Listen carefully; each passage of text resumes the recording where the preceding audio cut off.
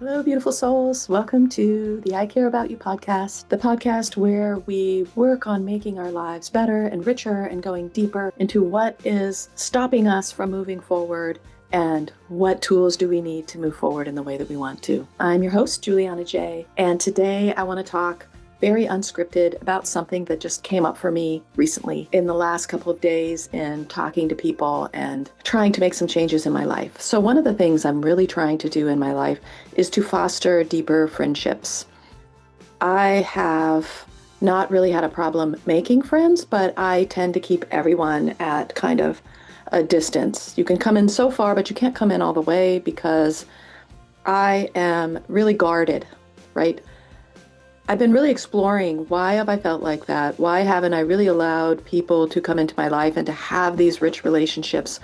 Why do I feel like I am not worthy of those rich relationships? And now that I'm older, quite a bit older, and facing a milestone birthday at the end of this year, I've really been reflecting on a lot of things in my life that maybe aren't serving me, that I've just carried with me through my life since childhood. And one of the things that keeps coming up for me all the time is this feeling of being an outsider, how I use this outsider concept to shape who I am as a person, to shape how I see myself, and to actually even make predictions about how other people see me.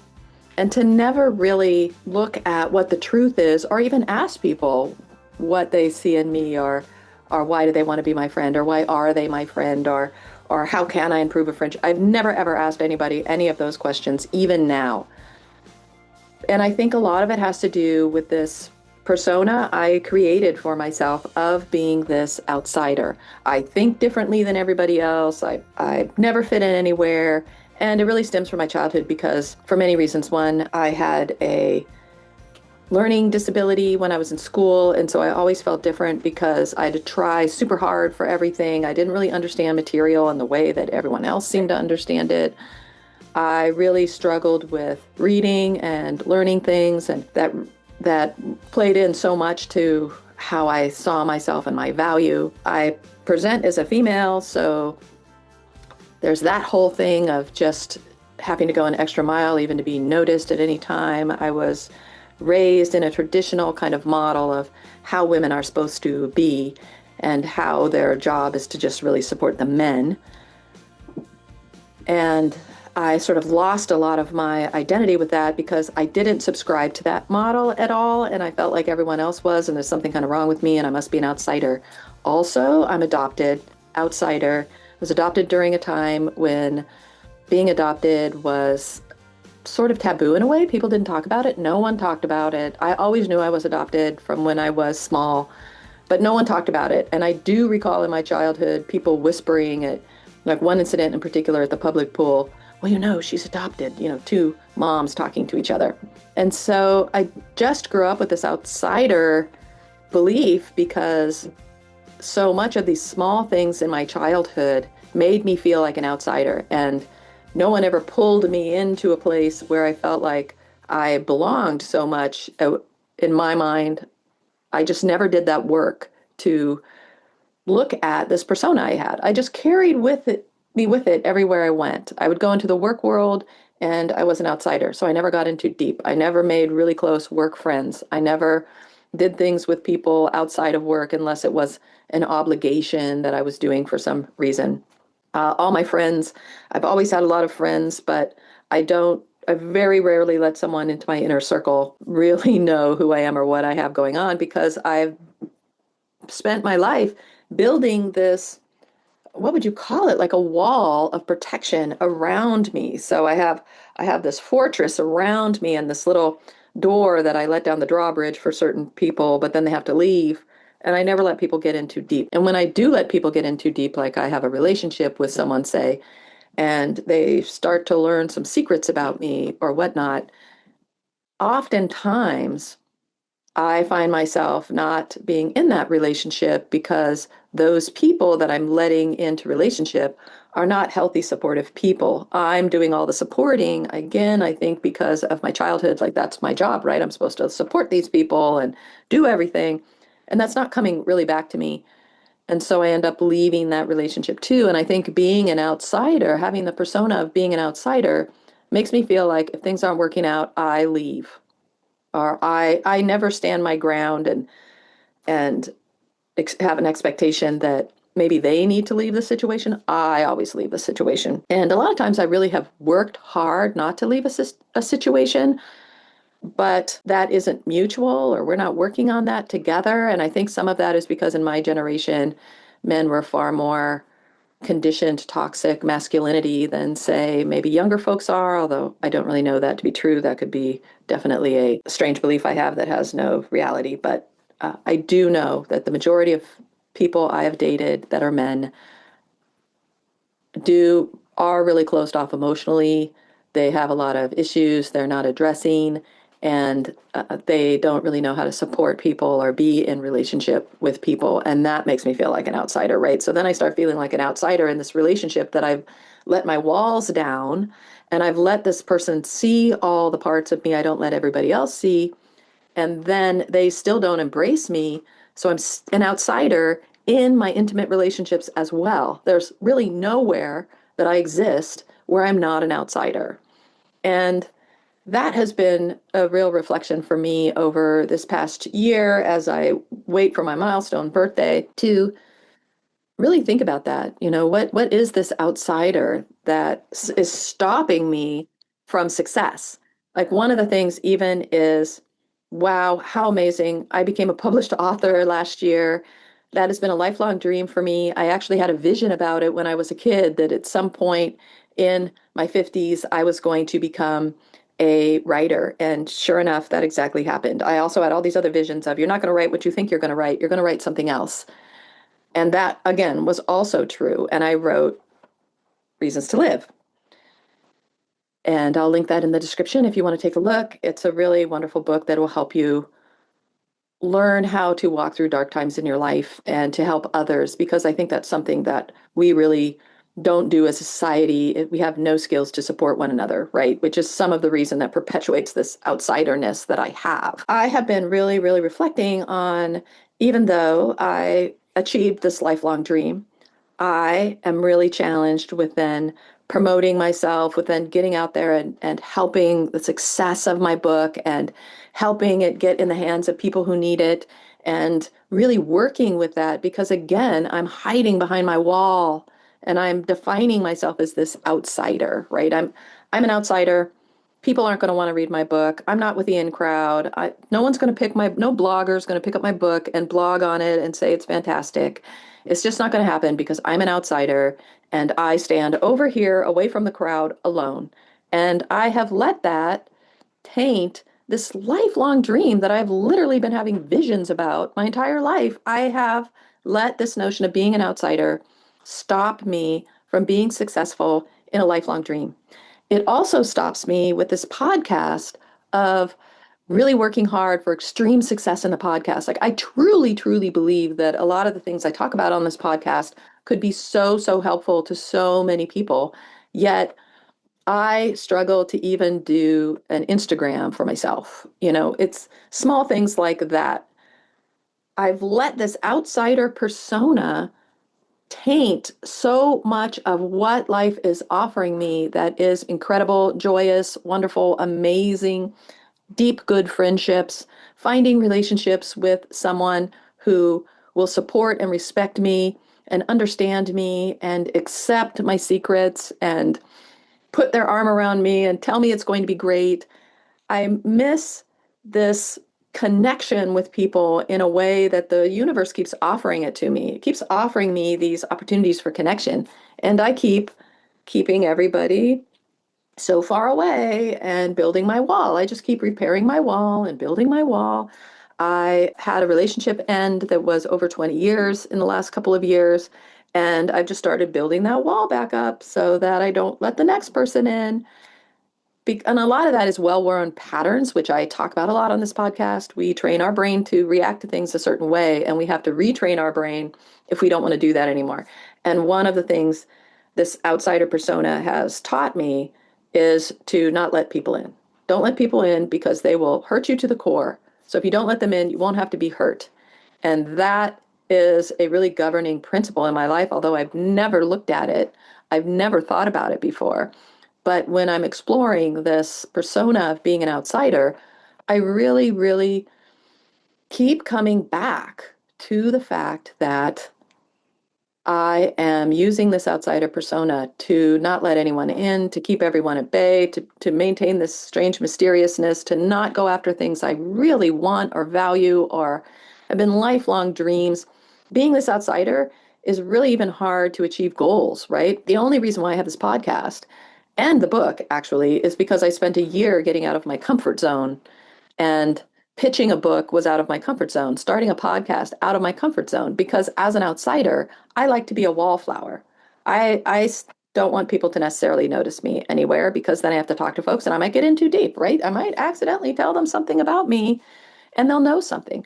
I mean, oddly enough, when I was at work and things, I would not even decorate my cubicle or my office with pictures of my family because I didn't want people to know what my personal life was like. I wanted to keep those two things very, very separate. And in doing that, I was kind of an outsider. I was outsidering myself in the work world. I was maintaining this sense of being an outsider everywhere I went, everything I did. I mean, I have great relationships, don't get me wrong. I have some really, really incredible friends.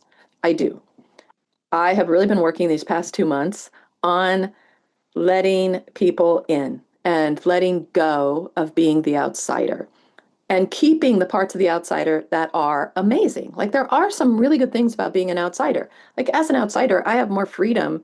I've given myself the freedom to think about things in the way that I think about things, which has to do probably a lot with my learning disabilities. But for me, it's been really great to just give myself permission to think about things differently from everyone else.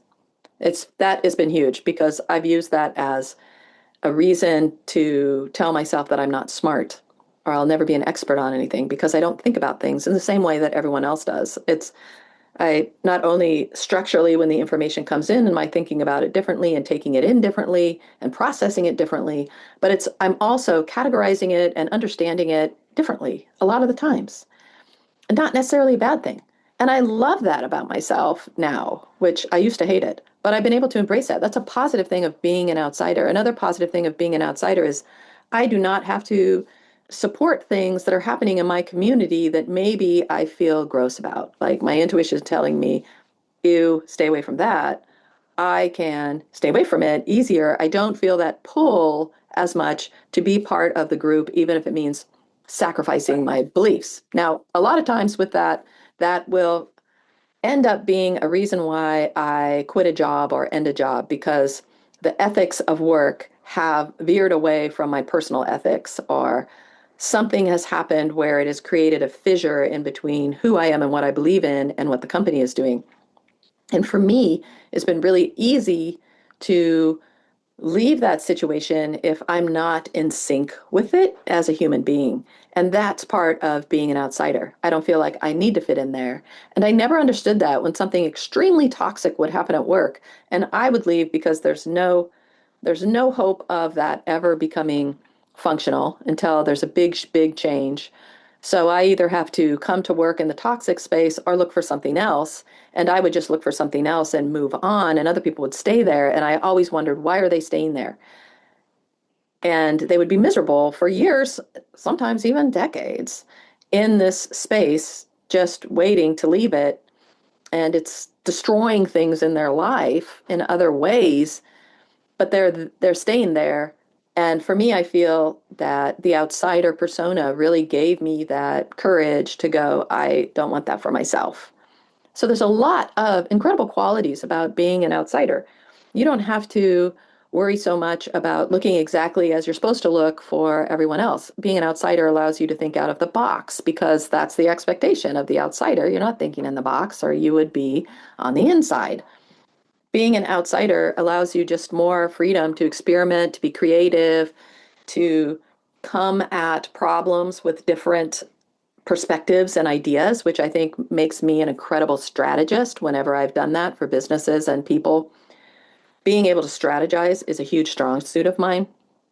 And I think that has a lot to do with just being this outsider that thinks differently, that processes information differently, and that can come at things with different angles because I have freedom and flexibility because I'm an outsider.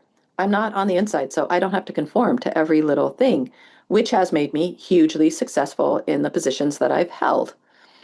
It also has created friction in positions that I've held because people resist change. But that's not such a big deal for me at times. Depends on the change, of course. Some change is really painful, but I have been able to not become so intertwined with change that I can see where change is needed and implement that as needed. And sometimes that's a challenge in the work world because people don't want change, even if what they have now isn't working anymore. That's why change can be so slow in the work world a lot of the times. And we're sort of seeing that now in how the work world, work life balance, is, so many constructs around traditional work environment are kind of crumbling and people are scrambling and things are happening and people are being laid off. And there's just so much happening in that world because of the resistance to change. A lot of that has to do with the resistance to change and the resistance to seeing what needs to shift in order to make things happen now. So being an outsider has its really great qualities, but it also has things that keep you from living a deep and whole life and getting the goals and dreams and ideals that you're hoping for, looking for in your life. What do you do with all that?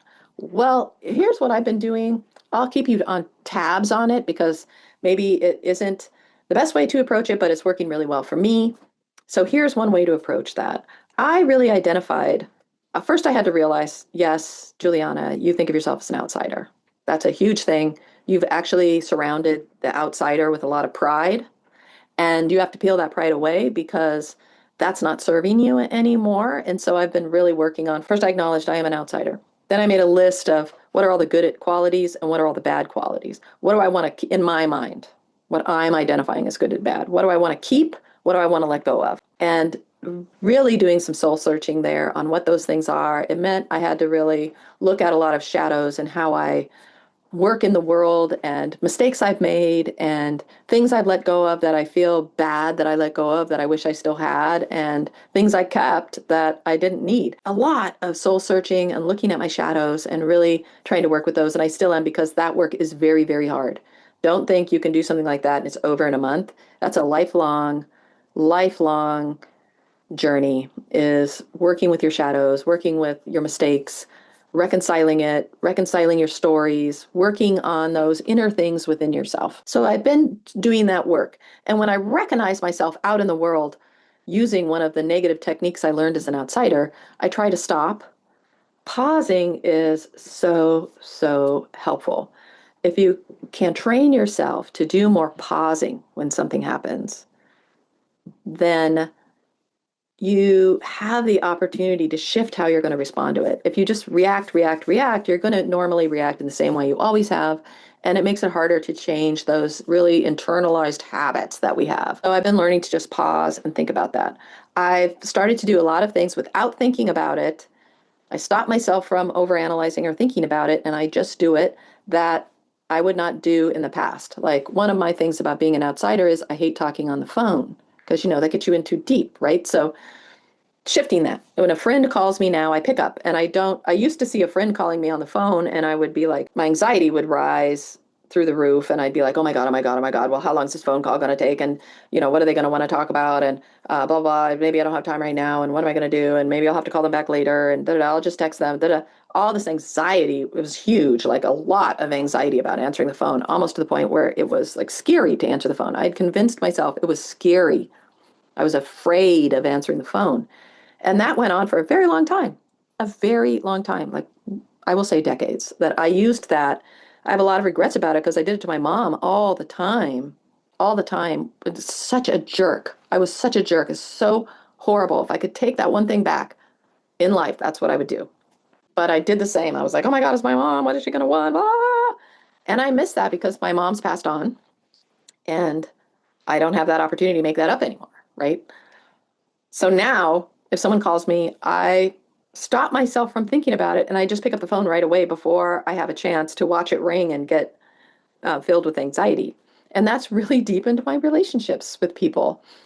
And that simple act of just answering my phone or checking in with people, like, oh, my friend is selling her house. I need to check in with her to see how it's going. What does she need? I ended up going over and helping her move a little bit. That deepened our relationship. Just that thing, easy thing of checking in, which I would normally do, but I create a lot of anxiety about it. Oh, they don't want to hear from me, blah, blah, blah. I make up a lot of assumptions and things like that. People don't want to be my friend, just all these stupid things you tell yourself that are your own perception. They're not a truth. That's just what you're choosing to think or the judgment that you're making.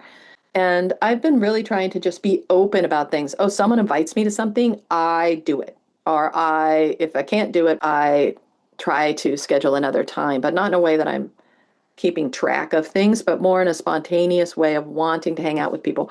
I allow that tiny voice inside of me that I always smash down. I'd love to hang out with so and so. And then I would smash that down. No, you don't, because you'll get in too deep. Now I try to let that little voice come up and be heard. Because I recently had Andy Campbell on my podcast, and he said something that really, really stuck with me. He said, and that episode hasn't aired yet, it'll air in a couple weeks, so you'll see it. But one of the things he said was that your quietest voice is usually your inner wisdom or your intuition. So it's quieting all the other voices down so you can hear the quietest voice. And definitely the quietest voice for me is like these desires to want to hang out with people, to get to know people better, to check in with people, to make a phone call. And I would smash them all down, that little quiet voice, because of the anxiety of getting in too deep with people, because I had made a practice my entire life of being an outsider.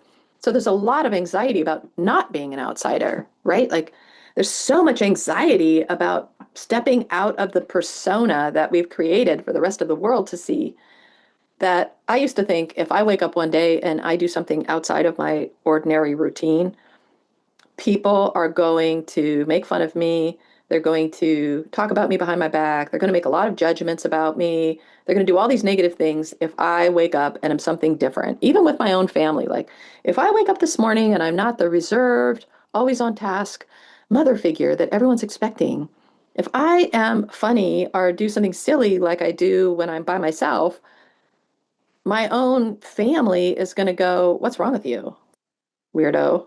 We're expecting this other melancholy person. Go get that person and bring them down here.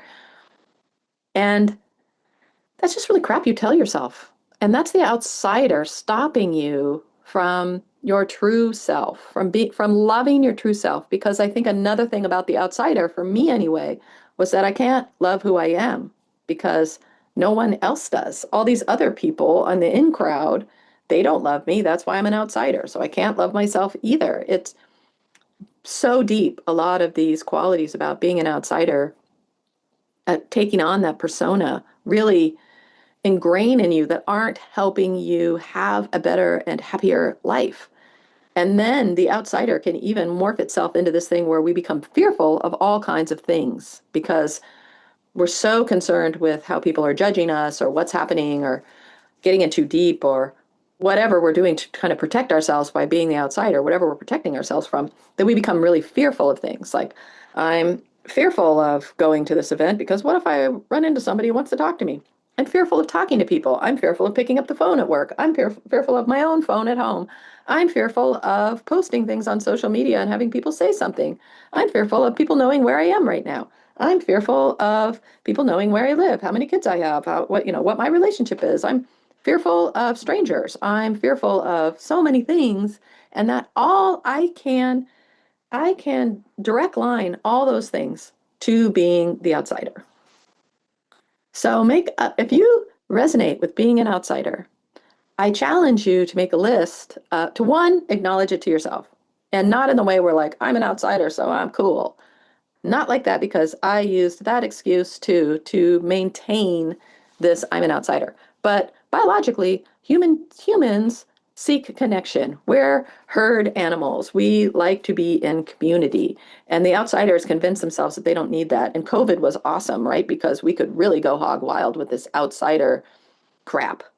And we could really say like, great, because I don't like interacting with people. So awesome. I don't have to. I can keep my camera off all day. there's a whole other thing associated with that that's not being an outsider. But certainly outsiders like myself thought it, yay, cool, awesome. Now I'm not expected to go outside and do social events. And like I said, that's not just about being an outsider. There's other factors at play there, but that was huge for me as an outsider. So I challenge yourself to really look deep. Are you an outsider? Do you see that in yourself? Where does it show up? How does it show up? Do you like it? Do you not like it? Make a list of what's great about being an outsider and what I want to keep, and what's not good about being an outsider and that I may have to let go of. And then work on techniques, taking a pause when you need to before you respond so you can shift your way of being outside of that outsider mold. Define yourself as other things. Make a list. What other personas are you defining yourself? What other archetypes resonate with you? And I'm going to do a podcast next week on some archetypes. So you'll get an idea of what that is. But can you also identify with being a healer? Can you also identify with being a hero? Can you identify with being a caregiver? What are these other things that you can identify that are outside of the outsider so that you can start to distance yourself a little bit from being an outsider? Now, sometimes being an outsider is great because you don't believe in what, say, the government is doing right now. And you're an outsider, but you're not really an outsider. You're just not in that community. You're in the community of, we're not going for that. So even at that point, you aren't an outsider. Being an outsider really means this element of loneliness, and you're outside of every group that there is. So what other personas, what other archetypes are you? Write that down and celebrate those, and celebrate the good parts of those, and work on changing your language so you're not always about being the outsider. I used to say that to everyone. Oh, well, I'm an outsider, so I don't really get it, or whatnot. Don't use that terminology anymore. Change that. Change to being curious. Because an outsider, when you're an outsider, you can also use it to be like, well, I can't learn what that is because I'm an outsider, so I can't even be curious about it. Shift to being curious about it. Because you know what? You probably are. If it's coming up in your life, you're probably curious about it, but you're using the persona of the outsider to not be curious about it and not learn and not step forward. So do that inner work. Figure out, where did this outsider notion even come from? And, it's true sometimes. We're all outsiders sometimes. We all are. No one's totally an insider all the time. Everyone's an outsider in some frame. But maybe you don't want to be an outsider. You don't want that to be 80% of who you are. Maybe you want it to be 15% of who you are. And how to do that, and what that looks like, and what are the good things, what are the bad things, how can you work on them, what can you do? Like I said, the pause is super simple. Reframing some of your language to not refer to yourself as the outsider. Doing things that scare you a little, like picking up the phone or texting people or getting to know people a little bit better, or replying to, that's another thing, I started replying to people on social media when they posted something wonderful that happened to them, of just acknowledging that I saw it and I'm happy for them. All these things that create little connections. Figure out what they are. Maybe it's saying hi to somebody you see at the bus stop all the time, or the bus driver, or doing little acts of kindness that connect you to people, bringing donuts to the office. Whatever you think will help you shift more into a space of connectedness and less into the identifying as an outsider. You can bring so much more happiness to your life and fulfillment, and it can bring opportunities. Once you start being an outsider, because energetically you're putting out that energy of being an outsider, jobs will come to you, opportunities will come to you, people will come to you, things will start bubbling to the surface. But right now you're using, or I am using, the outsider to stop opportunity. Like I said earlier with my book and everything else, I use being an outsider to stop opportunity, because then I don't have to explain why it's not working out for me, because, well, I'm just an outsider, so people don't understand me. If I actually let that down and say the worst case scenario happens, then I can't use that, well, I'm an outsider and nobody understands me. Who cares? Who cares? For one, it will be more successful than it'd be if you maintain your outsider persona. It will be more successful. You will have more success and fulfillment in life. You will be able to achieve more of your goals. More people will show up for you, and more opportunities will show up for you. And it will be just like you took off a heavy, oppressive blanket that was stopping you from breathing and that was over your head. And everything will be amazing. Seriously. And I really thought I had to share that with you, because I have been struggling with that and working through that and moving through that. And making strides to be more of someone who holds knowledge, someone who's wise rather than the outsider. And it's been incredible. So I challenge you to do the same thing. And I challenge you because I love you and I support you and I want the best life for you, and you can have it. You can have it. There is no reason. So give yourself permission to really explore the aspects of yourself that you think are an outsider, or this definition you've created for yourself as the outsider, and to reframe it into something that supports you and makes your life wonderful, rather than something that keeps you at arm's distance from everything, fearful, filled with anxiety, uncertainty, and loneliness. So if this podcast resonated with you, my friend, please, please, please share it with somebody who might be able to use it or who needs to hear it. Please check out my book, Reasons to Live. I'll put the link in the description. I also want to tell you that I have some new things coming up. I've been doing a journaling group for years. A new journaling group is starting in July, and you can see that on my website under services or book now or something like that, which I'll link in the description. And the other thing I'm doing, which is super fun and exciting, is a dream interpretation group, a dream journaling group. So we're journaling our dreams and we're coming into circle and we're talking about them. And we're in conversation with each other about what we think that the dream actually means. And it is hugely incredible work. Both of these things can really change your world. Think to your mind all the people that have journaled throughout history during times of great challenge and change, and how we still resonate with what they have to say and read their journals to this day. Anne Frank comes up, among so many more.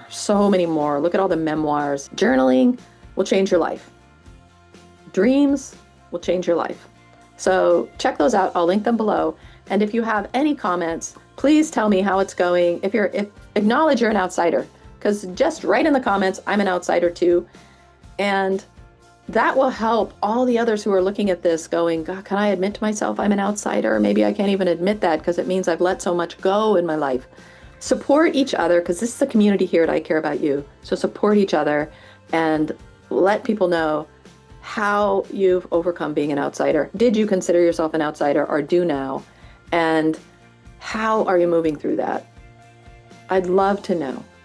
So thank you all so much for being here. I love you and I support you, and we can do this work together. So take good care, my friends. I truly care about you.